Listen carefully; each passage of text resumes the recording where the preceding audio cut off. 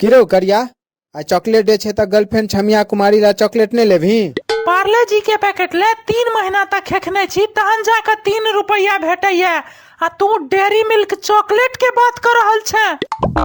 खैर तू नहीं ले, हम तो ल रहल छियो कार्ड आई। भैया यो ओ वैलेंटाइन डे वाला कार्ड अछि जेमे लिखल रहे छे अही हमर पहिल आ अंतिम प्यार छी। हाँ हाँ छै, क्याटा चाहिए सेका 10 टा द दियो त। रौ बय 10 टा ककरा ककरा देभी रो? देबै ने जकरा देबाक छे। 10 टा भालू सेहो द दे। भालू तो जंगल में रहे छे ना, भालू ले ले दुकान पर कथी लिया तू? अरे टेडी बियर के बात कर रहल छौ ए। टेडी बियर जे छै ना से रुइया वाला नहीं देब। पहला बेर हमर गर्लफ्रेंड के माई रुइया निकाल कर गेरुआ बना देने रहे। रबे त रुइया भरल टेडी बियर नहीं देतो त की सीमेंट बॉल भर के देतो टेडी बियर? सही कहले हैं, पाथर के टेडी बियर बाद में कोनो मंदिर में ल जाकर राख देबे, लोग सब जामवंत बुझ के पूजो करे लगते। अरे तू टेडी बियर के जामवंत कह रहल छी? यार जामवंतो भालुए छलखिन हैं, से पता नहीं छो तोरा? ओना वैलेंटाइन डे होई कथी ला छै रो?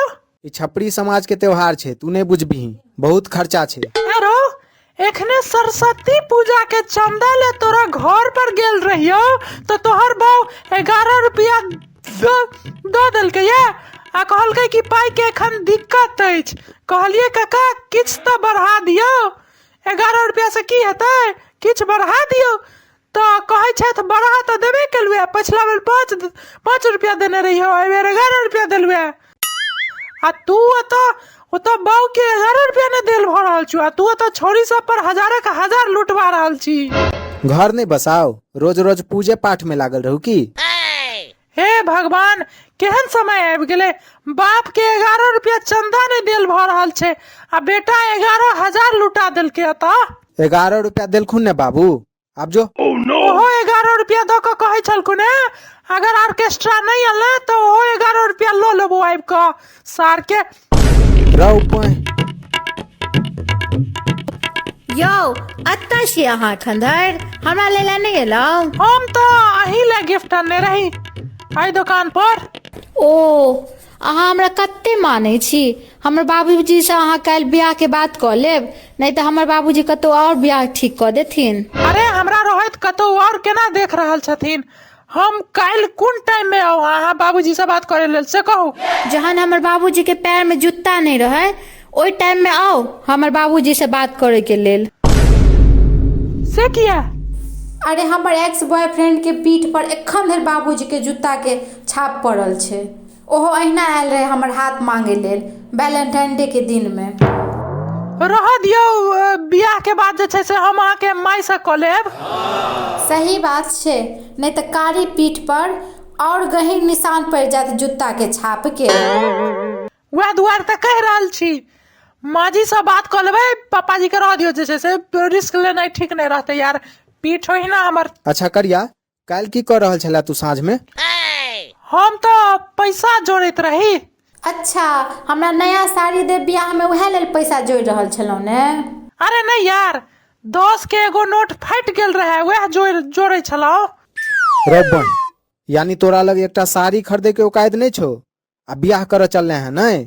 बउआ रो पैसा औकात सब पैघ होय छै इंसानियत, आ हमरा बचपने से शौक छले इंसान बने के। तो फिर की भेलो, बन गेला, भ गेलो शौक पूरा? बस यार बचपन खत्म, शौक खत्म। रब्बन खैर बियाह तो हम इनके से करबे, कियाकि प्रेमो हम इनके से करे छिए, ते दुआरे बियाहो हम इनके से करबे। है रो, हिनका में तोरा की पसंद आबि गेलो रो जे हिनके से बियाह करे लेल तू आतुर छीही? हिनकर ठोर पर एकटा करिया तिल छै ने। बस एतेक छोट चीज ले एतेक पैघ मुसीबत मोल ल लेली तू। अच्छा हम एकटा लड़की से प्यार करे छी तो तोरा मुसीबत बुझा रहल छौ, अपने तू 10 टा मुसीबत पाल के रखने छे से किछ नहीं।